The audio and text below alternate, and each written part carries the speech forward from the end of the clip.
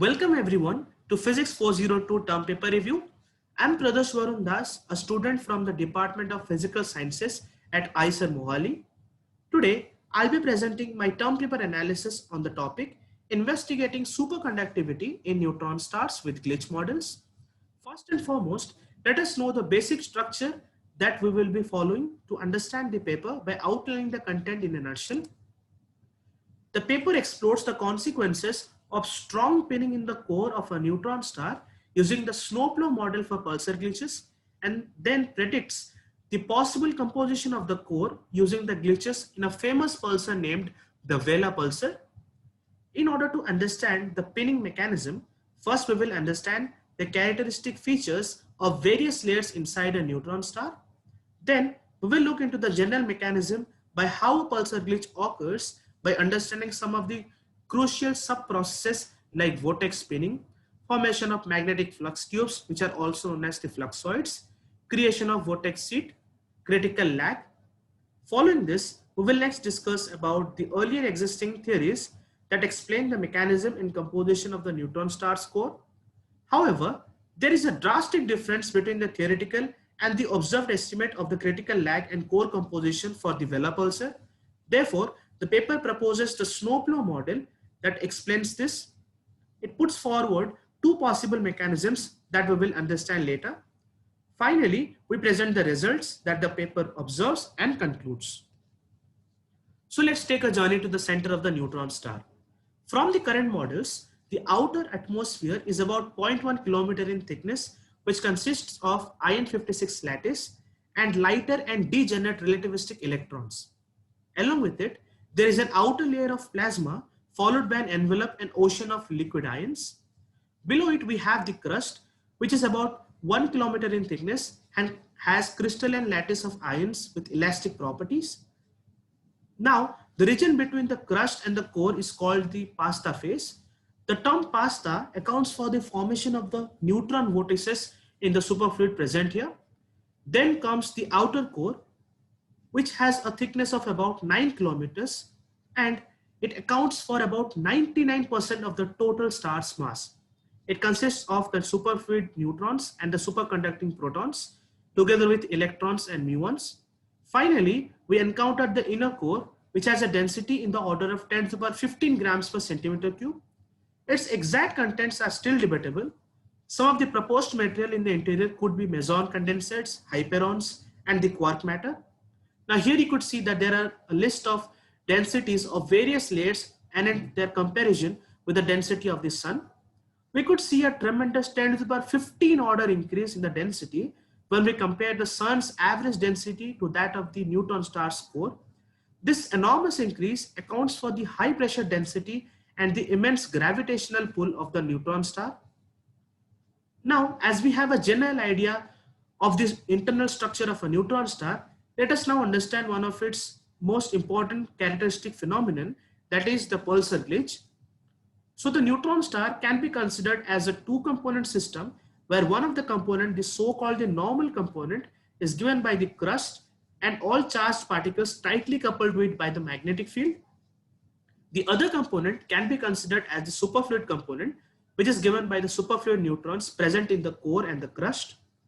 Now the superfluid rotates by forming an array of quantized vortices which carry the circulation and mediate an interaction between these two components known by the name the mutual friction. We can also have a look at these vortices that form in the superfluid due to the quantization of the angular momentum as here. On the left, we could see that the small vortices in the surface of the superfluid occurs due to the rotation, which are also known as the Feynman-Onsager quantized vortices. A very important fact is that inside these vortices, the superfluidity actually vanishes. Similarly, we could also have quantized magnetic flux tubes in the case of type 2 superconductors. These are known as the Abrikoso vortex spaghetti or the fluxoids.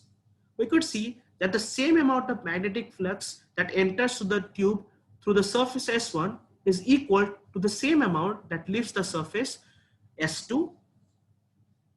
Now, these vortices can also get pinned to the ions in the crust or the flux tubes in the core.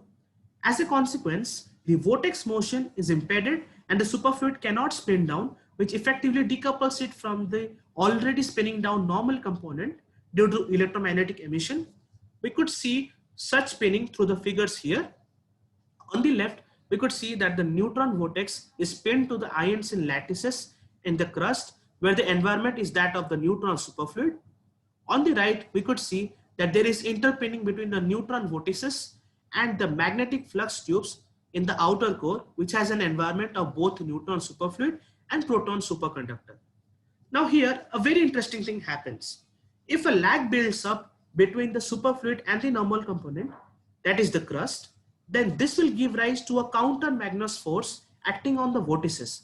Once this vorticity is released, it exchanges angular momentum to the normal component, thereby suddenly spinning up the neutron star and giving a giant pulsar glitch. These critical lags are also the reasons for the star quakes. Interestingly, these quakes are not the normal quakes that happen like on Earth, but these are far higher intense. To appreciate the strength, we can find that these star quakes energy correspond to about 56 in Richter scale, whereas the strongest earthquake ever recorded was the Valvidia earthquake, which corresponds to only about 9.5 in the Richter scale. So this is the existing theoretical mechanism proposed for the pulsar glitches, which consists the idea that the outer core is made up of type 2 superconductor completely and assumes the vortices to be straight pointing towards the crust. However, there is a critical problem with this model.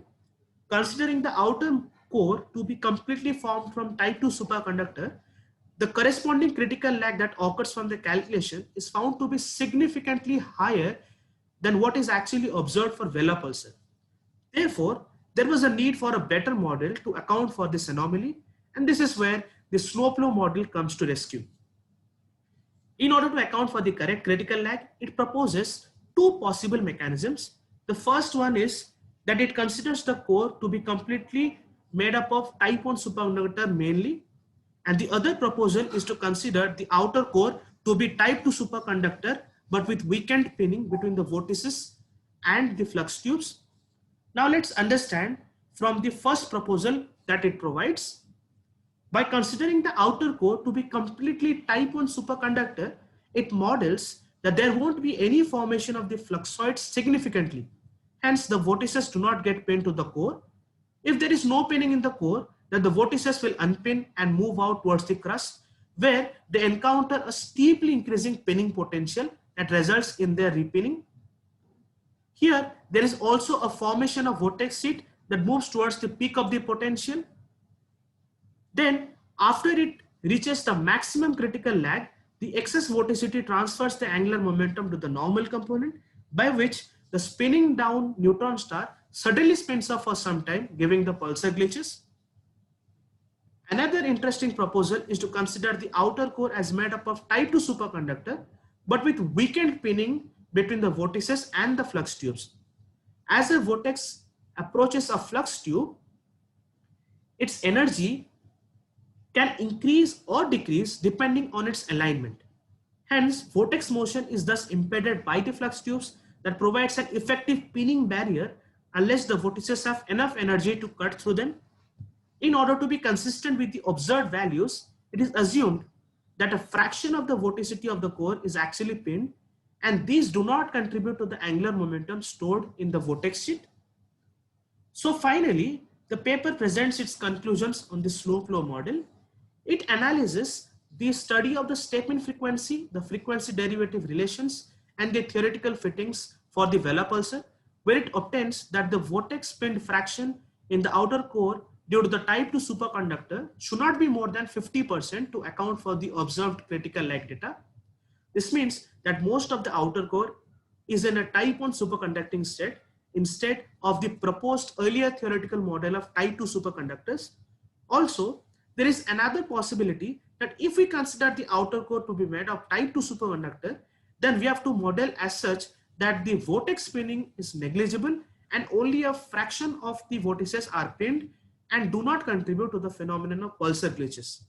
Now, to have more details on this topic, one can also refer to this particular paper. With this, I end my term paper analysis on the topic. I thank everyone for your patient hearing. Thank you.